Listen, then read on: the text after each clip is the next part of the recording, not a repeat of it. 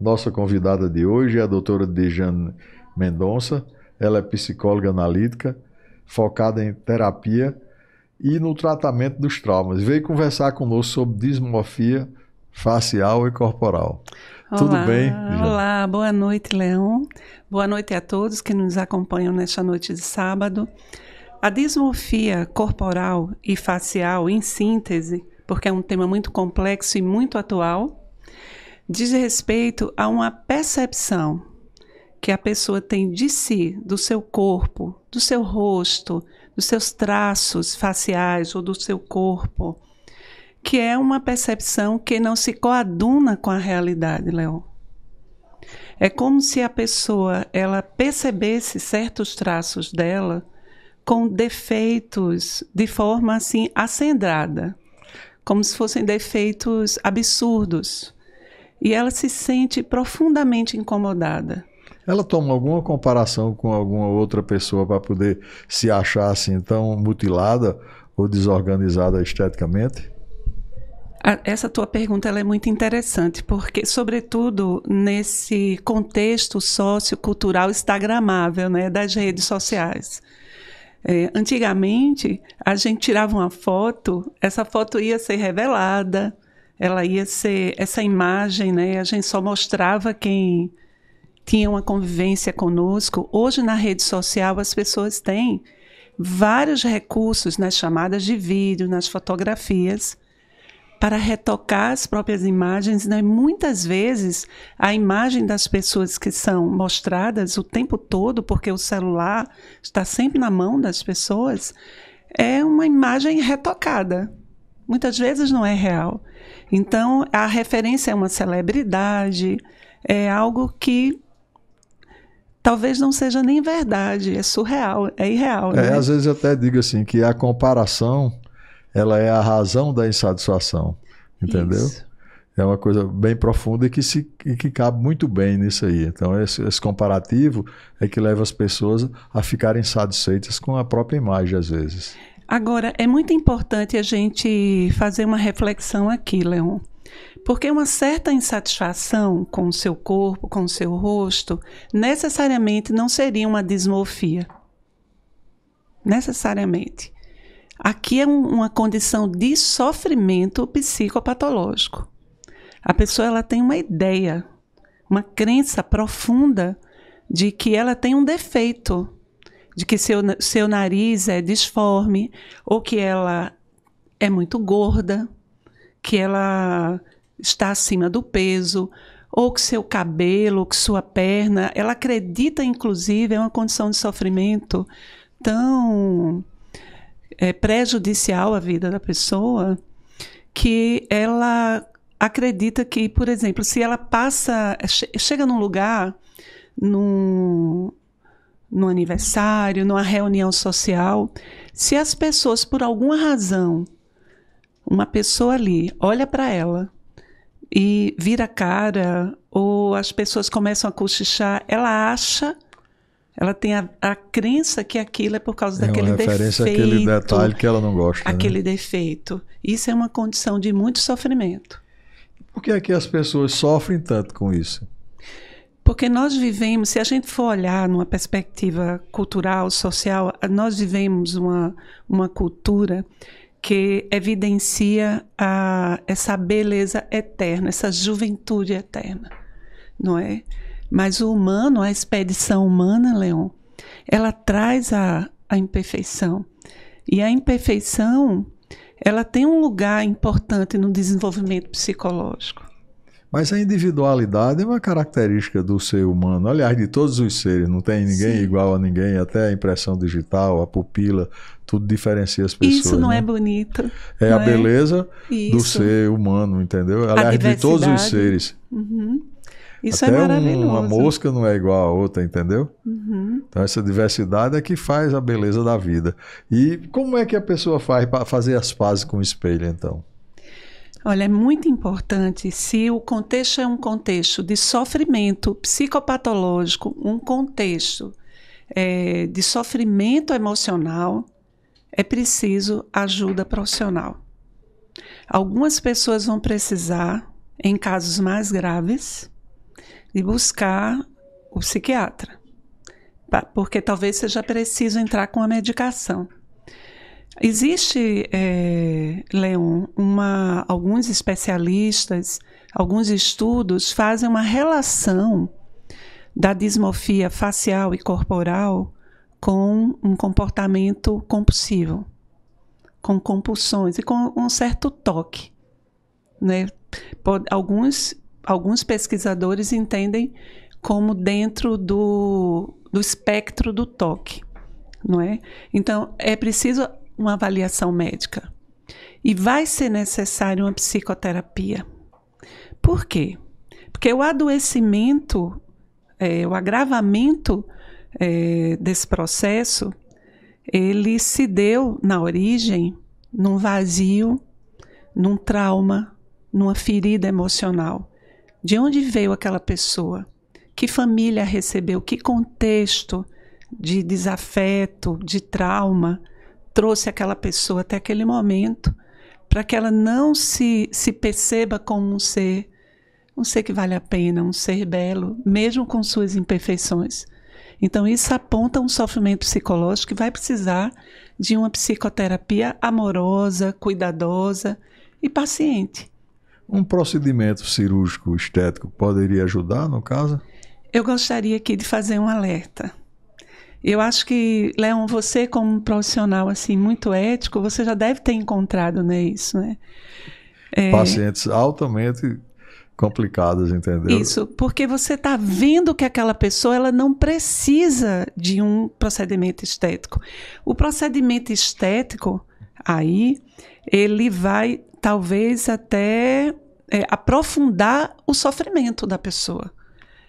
E o que é que pode acontecer com um profissional que, percebendo que aquela pessoa não precisa daquele procedimento estético, seja uma plástica, seja até procedimentos assim dermatológicos que hoje existem tantos, é perigoso porque a falta está dentro dessa alma. Ela vai jogar a responsabilidade desse problema em cima do profissional. Ela vai continuar se vendo imperfeita. E ela vai dizer, doutor Leão, o senhor não fez como eu queria. Exatamente. Não é isso? A gente que tem mais tempo já conhece isso. Já conhece. De longe, entendeu? Uhum. É aquele ditado que macaco velho não bota a mão em cambuca, né? É verdade. Então, nesse sentido, a psicologia também pode ajudar nos tratamentos das compulsões e dos vícios. Como é que poderia ser? Através de psicoterapia, terapia, como é que é isso? É preciso, como a gente falou anteriormente, um processo psicoterapêutico cuidadoso, paciente. É preciso encontrar na história da pessoa de onde vem essa ferida. Muitas vezes tem a ver com trauma. Trauma, a gente precisa entender que não diz respeito só a um fato traumático, como um acidente, um fato específico, grandioso, que causou um grande sofrimento, sabe, Leon? Há traumas que são contínuos. Você crescendo lá, quando as figuras de referência, o pai e mãe, são pessoas que não lhe oferecem um apego. Apego, quando a gente fala, é um afeto, um cuidado seguro.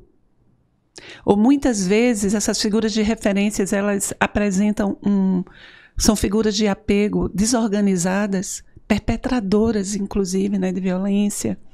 Essa pessoa cresce nesse ambiente instável, porque a criança é um ser em condição especial de desenvolvimento, ela vai precisar ser protegida para crescer em paz. Se ela é exposta a situações traumáticas, a julgamentos sobre o seu corpo, seu corpo e sobre a sua própria pessoa, ela pode, Leon, desenvolver uma imagem de si mesma de menos-valia. Nada nela presta. Ela é incompleta, ela é imperfeita. E ela pode ser belíssima, mas ela se sente faltante. Algumas pessoas, isso é tão grave, eu queria muito agradecer essa oportunidade de estar aqui. Quando recebemos o convite, recebemos depois de fazer o atendimento de uma jovem belíssima, que disse para mim que se sente um monstro um dia antes. Gente, que oportunidade. não é? Então, é um tema que a gente precisa discutir, sobretudo no universo das redes sociais, como você trouxe anteriormente, que apresenta uma beleza, um ideal perfeito que não é do humano. Que é longe da realidade. O humano é incompleto, né? Imperfeito também. Como assim? Cada caso em si é diferente um do outro. Eu queria que você deixasse aqui o seu telefone, as suas redes sociais, para quem quiser resolver um problema das mais variadas espécies de dismorfia, onde é que pode lhe encontrar? Você pode entrar em contato comigo pelo Instagram, né, da minha clínica, do meu consultório, 819-9634-3720.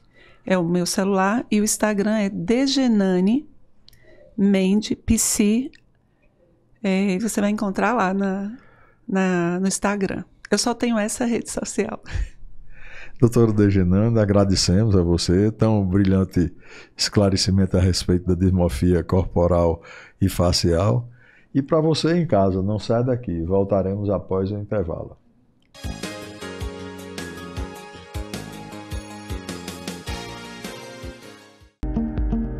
Hoje eu vou falar para você sobre um assunto que atormenta praticamente todas as mulheres, a celulite.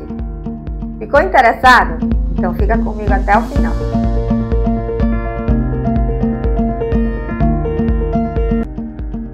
Hoje eu vou falar para você sobre um assunto que atormenta praticamente todas as mulheres, a celulite. Ficou interessado? Então fica comigo até o final.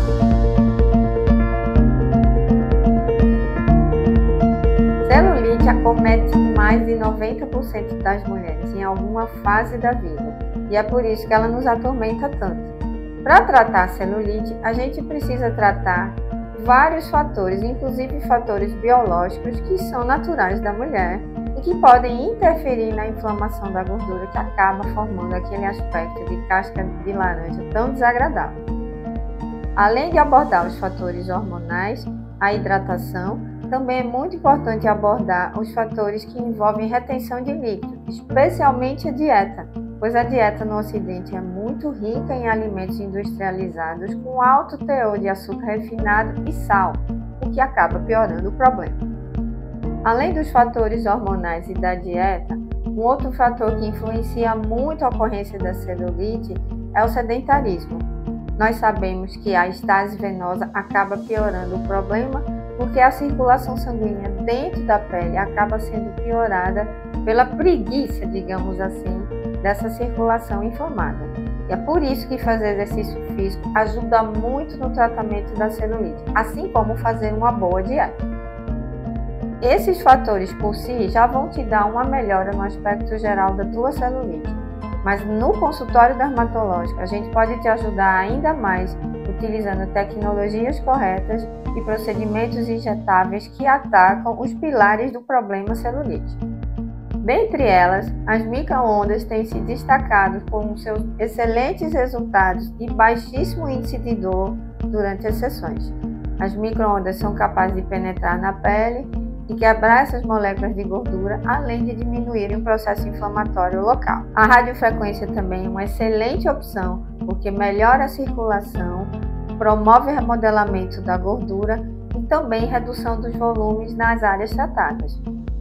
Quando existe flacidez associada, a gente utiliza muito a tecnologia de ultrassom microfocado, pois a formação de colágeno novo acaba melhorando o aspecto geral da pele, garantindo mais firmeza e com isso uma pele ainda mais lisa.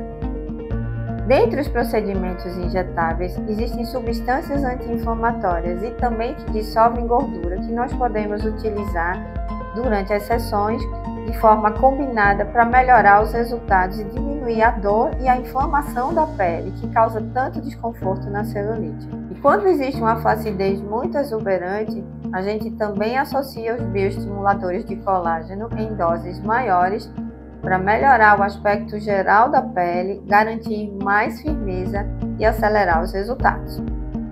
Como você pode perceber, a celulite tem diversas causas E assim o seu tratamento vai envolver diversos procedimentos e principalmente um cuidado integral com a saúde da mulher. E aí, você tem celulite? Ficou interessada? Então agenda sua consulta comigo, nós vamos te ajudar a resolver esse problema.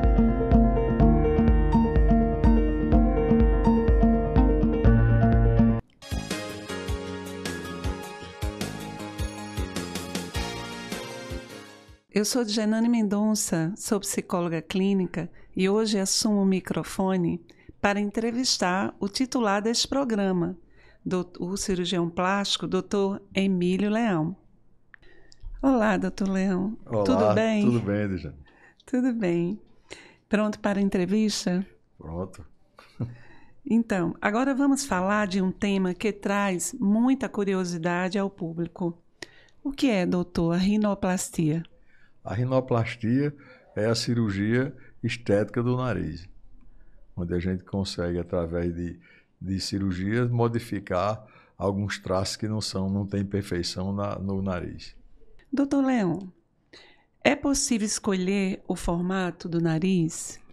Teoricamente é, mas na prática, cada rosto ele vai ter um nariz que caiba naquele rosto. Se você usar um padrão de nariz para todos os rostos, certamente em alguns vão ficar bons, mas na maioria não vai ficar, porque não vai haver uma combinação estética dos traços da fisionomia do indivíduo, os olhos, a boca, a proeminência de malar, o queixo com aquele nariz que a pessoa pediu. Porque muitas vezes acontece do paciente chegar no consultório com a fotografia de um artista e dizer, eu quero meu nariz assim.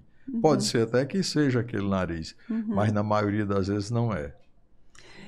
E qual é o tipo de anestesia utilizada na rinoplastia? A rinoplastia ela pode também ser funcional, onde a gente trata o septo, no caso o otorrinolaringologista. Sim. Mas a anestesia usada na maioria das vezes é a anestesia geral. Leão, quando retornar após a cirurgia de rinoplastia à atividade física? Normalmente, a atividade física, depois de uma rinoplastia, é feita em torno de 15 dias. Isso. Então, a pessoa pode voltar à vida, à atividade dela. Atividade física em academia, né? Em academia, mas de forma moderada? Não, de forma normal já, completa. Ok. E a rinoplastia, ela deixa alguma cicatriz, alguma marca?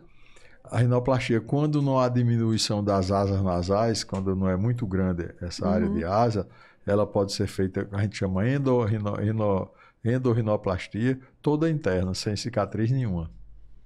E esse resultado do procedimento é definitivo? É definitivo, certo? Normalmente feito depois de 12, 13 anos de idade, onde o crescimento já tem parado, ele não vai modificar a vida inteira. Fica como a característica da pessoa normal. Não é? Ok. Então, quanto tempo dura o resultado da rinoplastia? Dura a vida toda. Entendeu? Praticamente. Né? Não há uma modificação nenhuma. E quando a rinoplastia é bem executada, é o que o nariz realmente, como eu falei anteriormente, combina no rosto, as pessoas que não conhecem aquele indivíduo não vai dizer nem que ele operou. Vai olhar e achar que ele tem um nariz bonito, porque já é natural daquilo ali. Isso aí que é o resultado de excelência de uma rinoplastia. Excelente. Então, doutor Leão, por fim, né?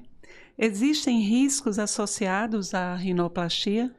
Toda cirurgia existe um risco. É tanto que a gente faz exames preliminares da parte sanguínea, da parte cardiológica, e para ver se o paciente tem rigidez para suportar, vamos dizer, uma anestesia geral sem nenhum problema. O risco existe risco até em atravessar uma rua. Doutor Leão, deixe seu contato para quem desejar mais informações, ou até mesmo marcar uma consulta com o senhor. Pode marcar através do Instagram, @ManuelEmílio. Muito obrigada, doutor Leão, pela sua entrevista. E você, continue conosco. Voltaremos após o intervalo.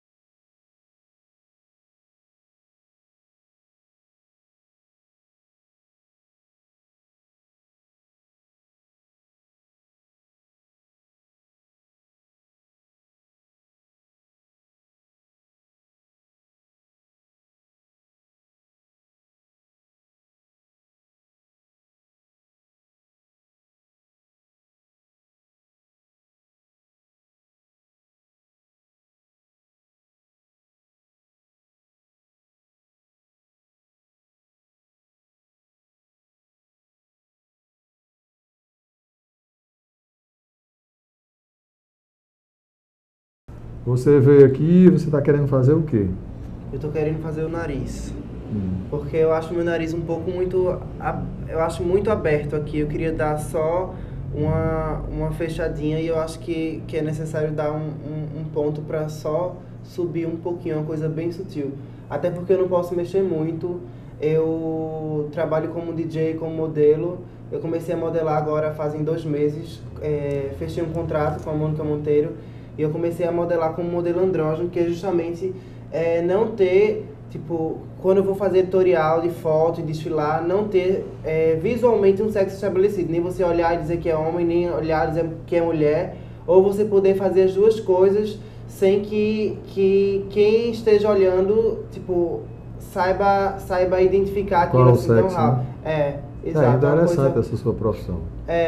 Tipo, tá super em alta, principalmente lá fora. No Brasil tá começando, até sair umas reportagens assim, na Folha de São Paulo e no MSN. Foi daí que eu comecei porque quando eu colocava foto como DJ, quando saiu uma matéria minha na Folha de São Paulo, uma foto como DJ, vieram algumas agências de modelos lá de São Paulo, porque eu moro em São Paulo, conversar comigo me propondo para eu me tornar um novo modelo andrógeno, que no Brasil não tem ninguém por enquanto. E aí eu topei. Tem alguém no mundo já conhecido com isso? Tem. Quem é o mais famoso? O Seville, o Andrei Pejic. Ele tá super bombando, assim. Tá em alta. Tá em alta. E você quer que tenha um rosto que tenha tanta aparência tipo feminina como masculina? Um rosto, tipo, neutro, assim, limpo, como se fosse um papel em branco que eu pudesse desenhar qualquer coisa e ficasse muito bem, entendeu? Certo. Eu acho que o meu nariz atualmente marca muito, assim. Arthur, vamos dar uma examinada no seu nariz para ver a parte funcional e fazer ali no espelho você me mostrar mais ou menos o que você não gosta e eu lhe dizer o que é que eu vou poder fazer no sentido de sua pretensão ser atendida. Vamos. Arthur, vamos dar uma olhada no seu nariz agora para ver a parte funcional, como é que está. Rapidamente. Você respira bem? Sim, respira.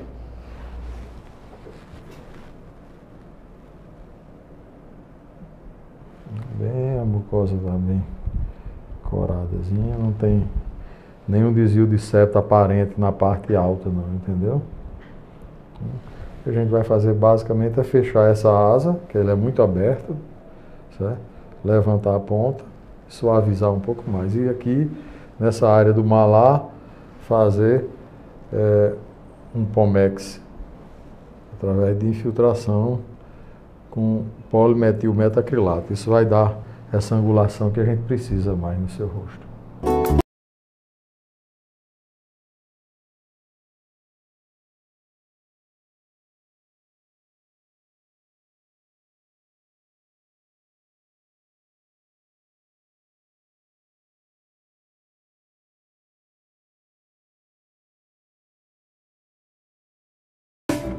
Arthur já aprontou os exames? Já tá aqui. Vamos dar uma olhada neles.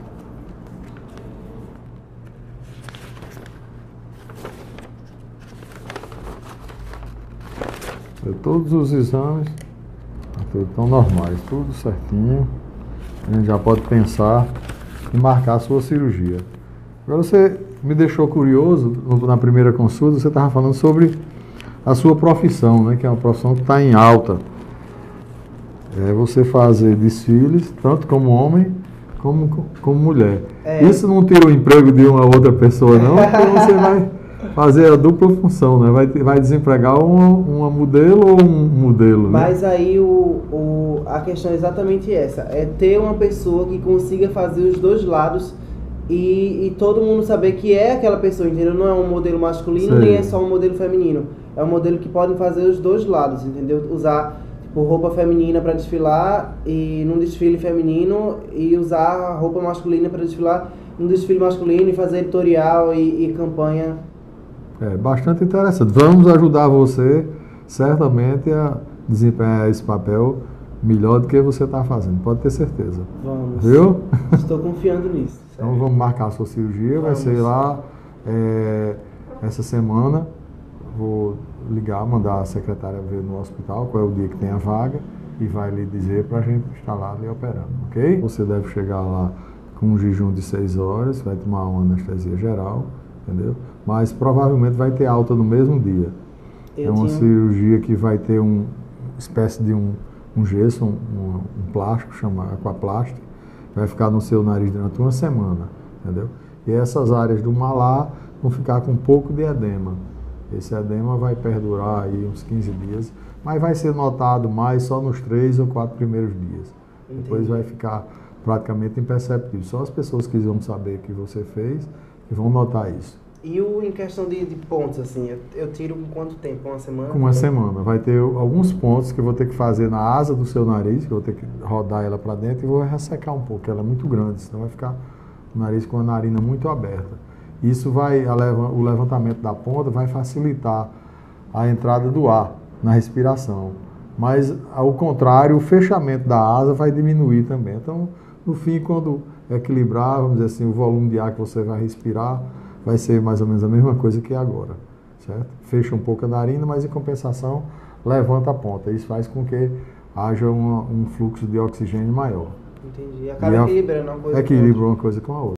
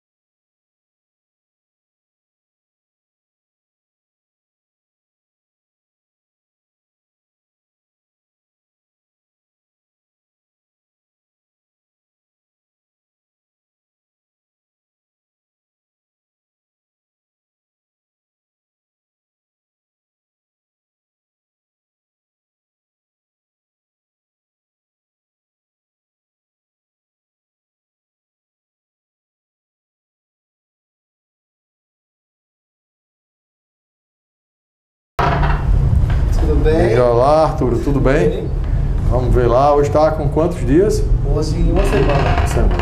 Vamos sentar aí um pouquinho. E aí, como é que foi essa semana de operação? Incomodou muito? Foi tranquilo. Na verdade, muita gente me pergunta se eu senti dor. Dor eu não senti nenhuma, só no primeiro dia, quando eu saí da cirurgia e tal.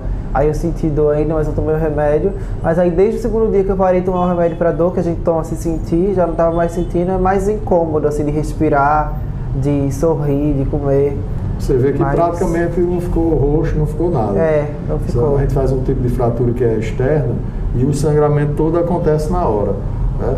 Às vezes a pessoa fica praticamente nada. Você vê que está perfeito. Muita gente ficou surpresa, que achou que ia ficar roxo. Faz é a respiração, porque fica entupido.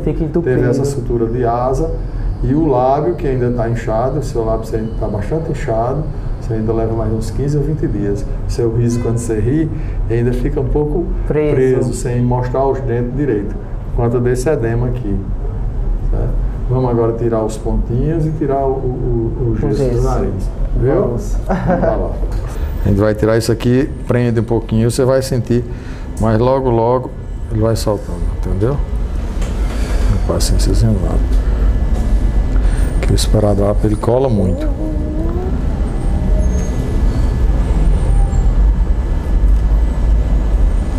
Aqui já saiu o aquaplast.